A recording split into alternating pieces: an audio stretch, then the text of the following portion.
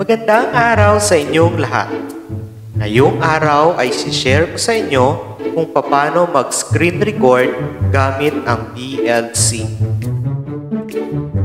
VLC is a free and open source cross-platform multimedia player and framework that plays most multimedia files and various streaming protocols. Are you ready now?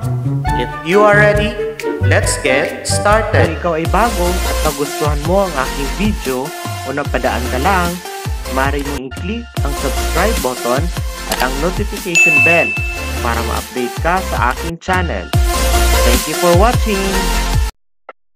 Kung wala ka pang VLC, i-open ang Google Chrome o anumang browser na meron ka.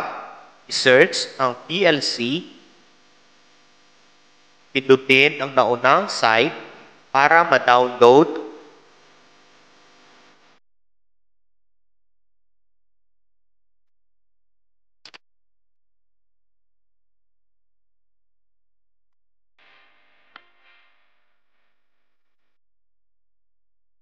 At i-click ang Download VLC. Pagkatapos ma-download, i-install ang file. A few moments later. Kapag na-install mo na yung VLC, i-click ang Open. Makikita mo ang ganito. I-click ang Media, hanapin ang Capture Device o ang kanyang keyboard shortcut na Ctrl-C. Under sa Capture Device, palitan ang Capture Mode ng Direct Show sa desktop.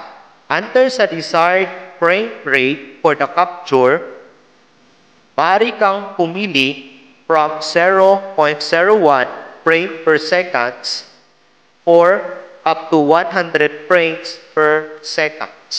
Sa ibaba na bahagi, pindutin ang drop-down na makikita sa tabi ng play at i-click ang Convert. I-click ang Browse kung saan mo gusto ma-save ang video output mo. Lagyan ng file name and save as type. Siguraduhin na ito ay naka-MP4 format. Then, click Save. Click Start. Ngayon, ito ay magre-record na. Maaari mong pindutin ang pause button kung gusto mong i-pause at stop button naman kung ikaw ay tapos na. Maaari mong ma-enhance ang iyong video gamit ang ibang video editing software. Kung ikaw ay bago at nagustuhan mo ang aking video o napadaan ka lang, maaari mong i-click ang subscribe button at ang notification bell para ma-update ka sa aking channel. Thank you for watching!